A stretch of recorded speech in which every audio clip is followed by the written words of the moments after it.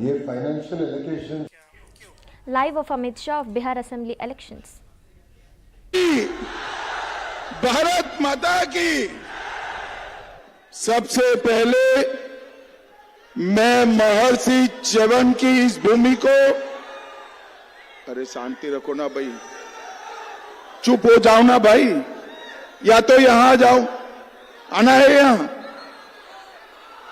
मैं महर्षि च्यवन की इस भूमि को दो हाथ जोड़कर प्रणाम कर कर मेरी बात की शुरुआत करता हूं।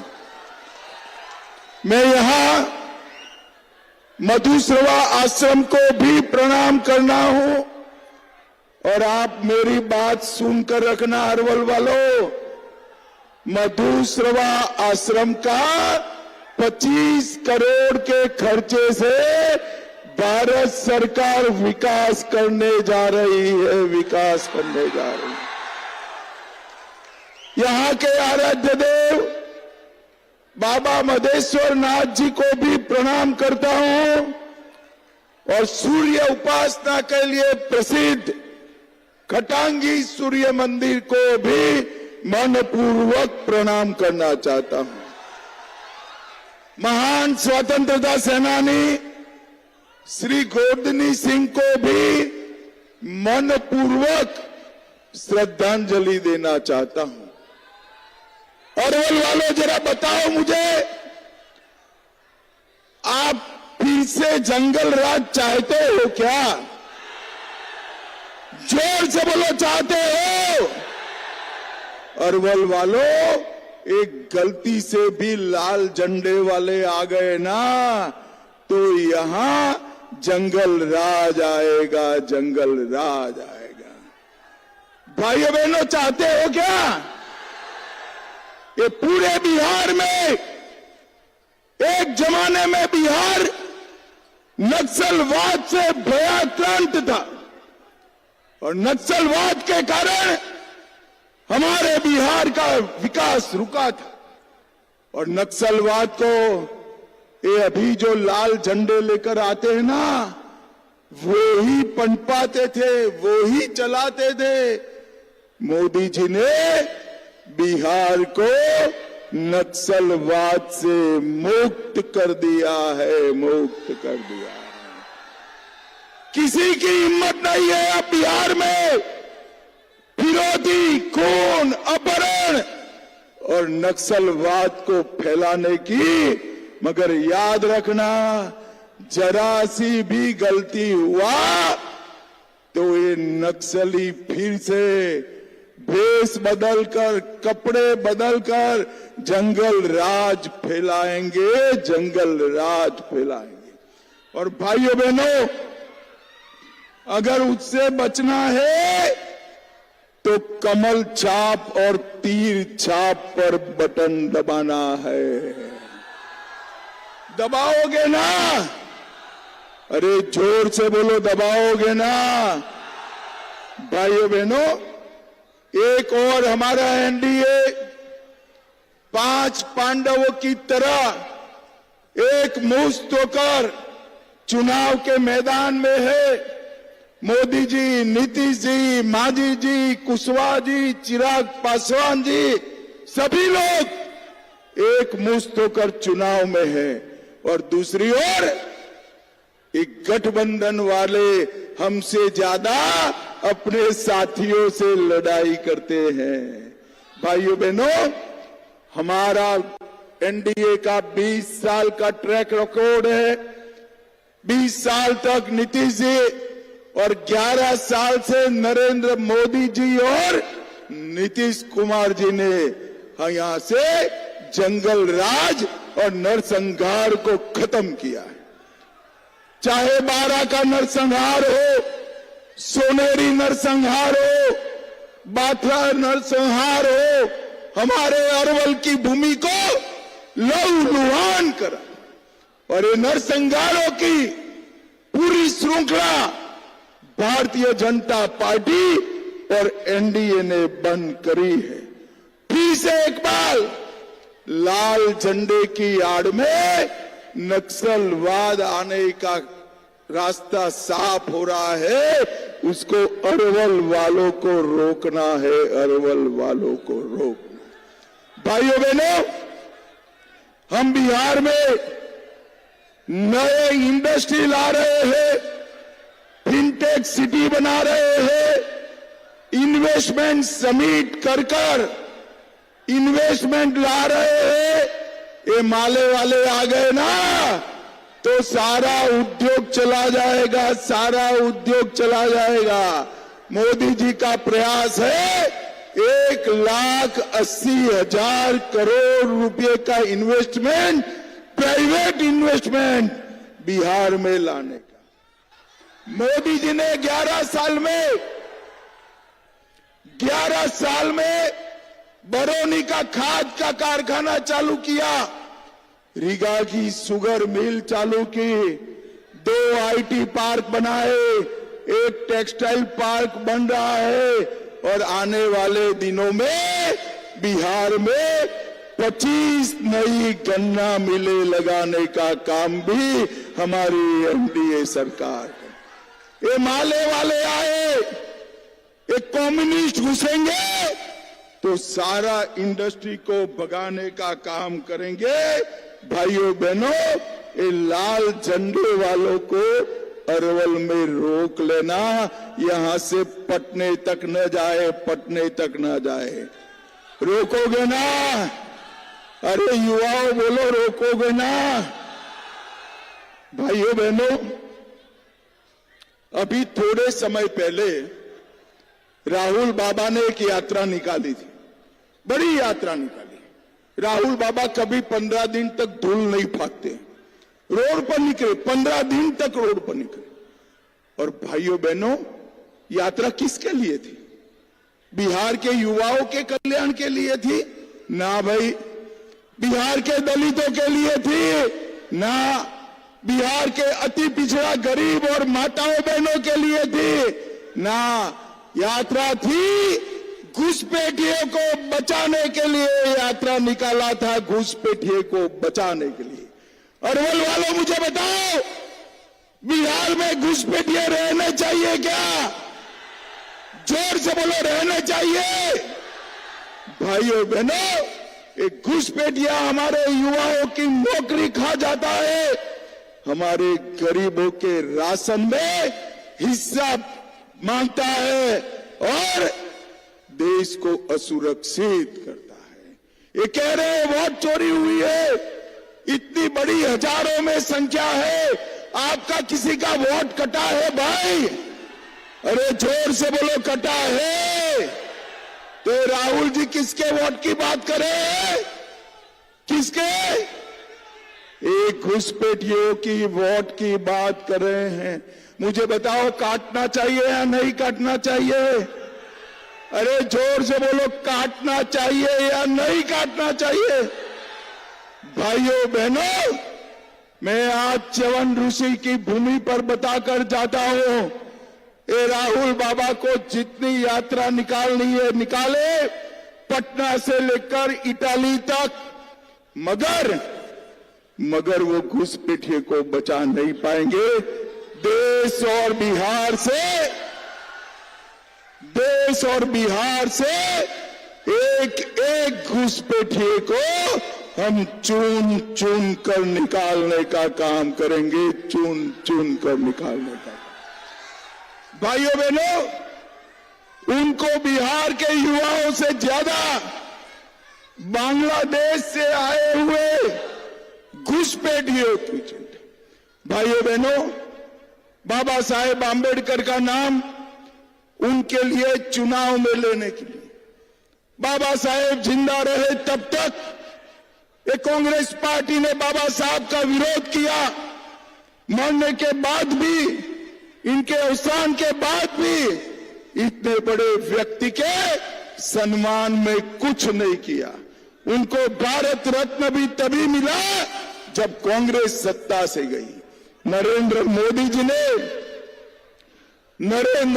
जी ने 14 अप्रैल को राष्ट्रीय समरसता दिवस घोषित किया, 26 नवंबर को संविधान दिवस घोषित किया और बाबा साहब के पांचों स्थान, महू में जन्म स्थान, लंदन में पढ़ाई लिखाई का अध्ययन स्थान, नागपुर में दीक्षा भूमि, दिल्ली में महापरिनिर्वाण स्थल और मुंबई में चैत्य भूमि को तीर्थ बनाने का काम भारतीय जनता पार्टी के नेता नरेंद्र मोदी जी ने किया। इनके लिए बाबा साहब का नाम वोट बटोरने का स्थान, हमारे लिए बाबा साहब अंबेडकर का नाम श्रद्धा का केंद्र है मित्रों, श्रद्धा का केंद्र है।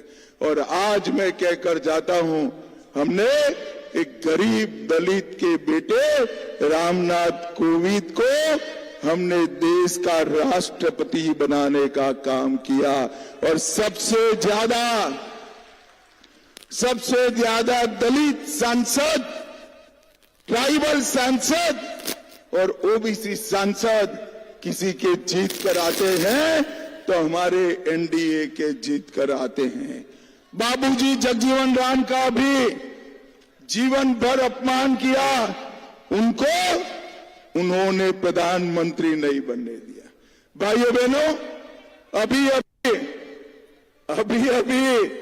नीतीश बाबू और नरेंद्र मोदी जी ने जीविका दीदियों के अकाउंट में 10,000 रुपया भेजने का काम किया है। अब अरवल वालों, आप लोग तो खुश होकर ताली बजाते हो, परंतु ये महाठगबंधन वाले कहते हैं हम इसको वापिस ले लेंगे।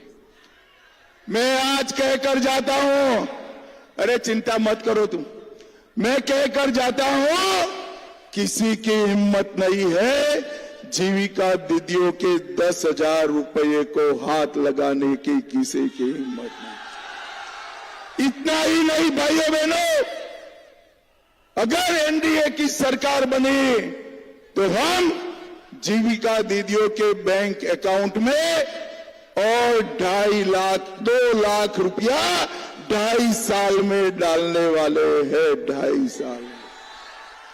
भाइयों बहनों, महिलाओं के कल्याण के लिए हमने ढेर सारे काम किए हैं। विधवा पेंशन को 400 से बढ़ाकर, भैया थोड़ा बैठ जाओ ना, वो टोपी वाले भाई बैठ जाओ, जरा बैठ जाओ, पीछे कुछ कर रहे हैं। 400 रुपये से बढ़ाकर 1100 किया। जीविका दीदी का मानदेय 2 गुना किया। आशा बहनों का मानदेय 3 गुना किया।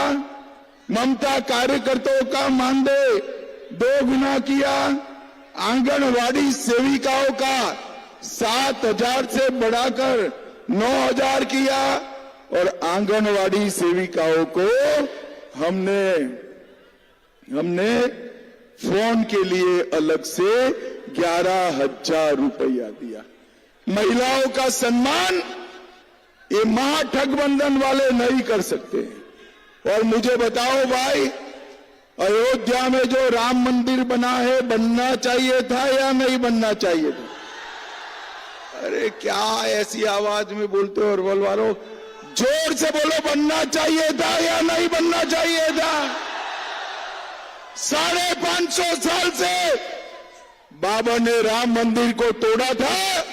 अंग्रेजों ने उसको, मुगलों ने उसको अटका कर रखा, अंग्रेजों ने लटका कर रखा और कांग्रेस और आरजेडी ने भटका कर रखा।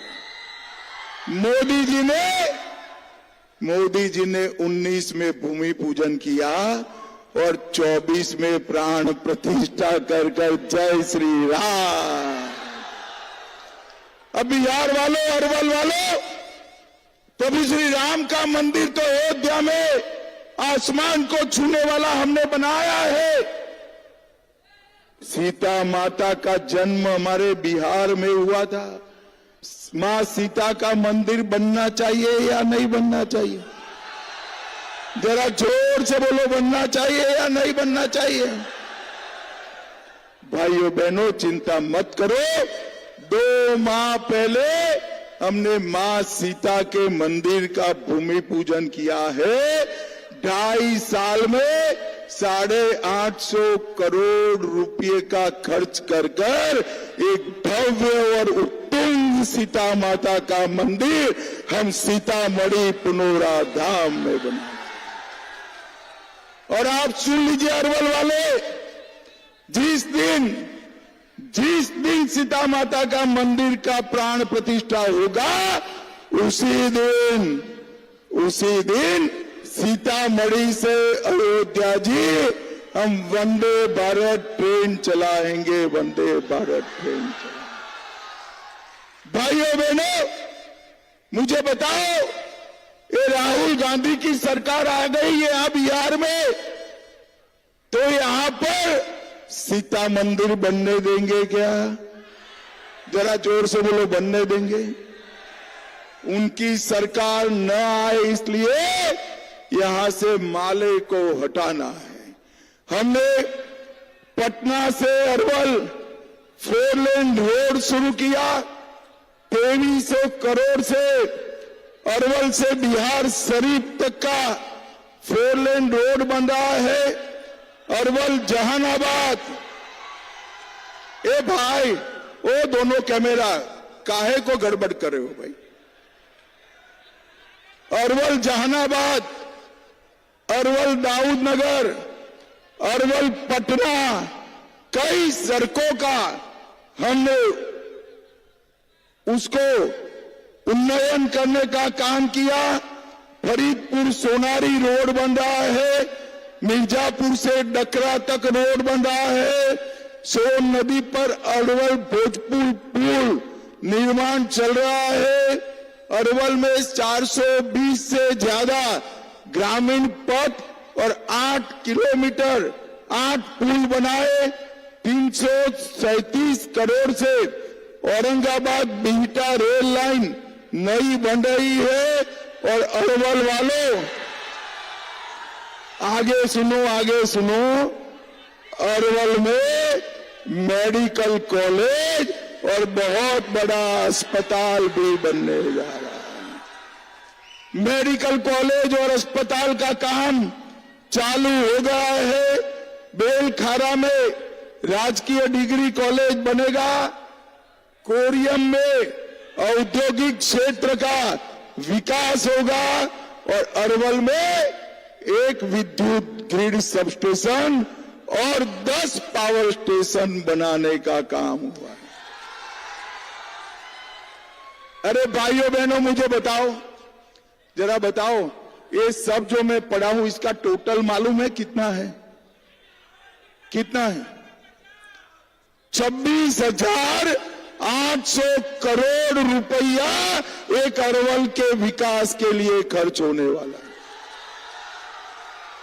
एक गठबंधन की सरकारें थी, तब कुछ होता था? अरे जोर से बोले, होता था?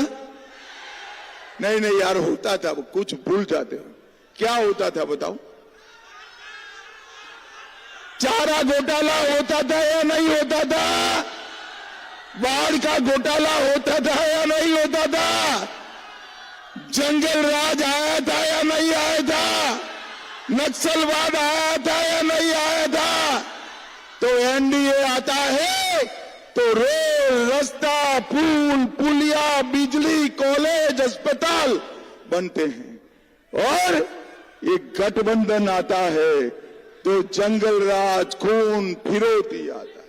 आप लोगों ने तय करना है कि आगे क्या करना है। मोदी जी ने बिहार के 8 करोड़ 52 लाख गरीबों को 5 किलो अनाज हर माह प्रति व्यक्ति मुफ्त दिया है। 87 लाख किसानों को हर साल 6,000 रुपया किसान सम्मान निधि मिल रहा है। और आप सुनकर जाओ अरवल वालों, एनडीए सरकार बना दो, हम 6,000 का 9,000 करने वाले हैं। 9,000। 44 लाख घर गरीबों को मोदी जी ने दिया है। अगले 5 साल में 50 लाख और गरीबों को हम घर देने वाले हैं। पीएम उज्ज्वला योजना 1,17,00,000 गैस के सिलेंडर दिए, 1,60,00,000 लोगों को हमने घर में पीने का पानी पहुंचाया है और 1,65,00,000 लोगों को शौचालय देने का काम किया है। और भाइयों बहनों, मुझे बताओ, आने वाले 5 साल में हम विकसित बिहार बनाना चाहते हैं, विकसित बिहार। आप लोग एनडीए का समर्थन करोगे क्या? जोर से बोलिए, करोगे? हाथ उठाकर बोलो, करोगे? आगे आओ दोनों प्रत्याशी जरा। हमारे मनोज कुमार जी और पप्पू कुमार वर्मा को जिताओगे? कमल छाप और तीर छाप पर बटन दबाओगे? देखो भैया, कमल छाप और तीर छाप पर बटन तो दबाना है, मगर इतने गुस्से से दबाना कि बटन अरवल में दबे, इटाली में जाकर इसका करंट लगे, इटली में जाकर। जिताओगे क्या? तो मेरे साथ दोनों हाथ उठाइए, उठाइए दोनों हाथ। विजय के संकल्प की मुट्ठी बीचे और प्रचंड आवाज से बोलिए, भारत माता की जय श्री राम, जय जय श्री राम, वंदे वंदे वंदे। अरवल वालों का बहुत बहुत धन्यवाद, प्रणाम। चवन ऋषि को भी फिर से प्रणाम।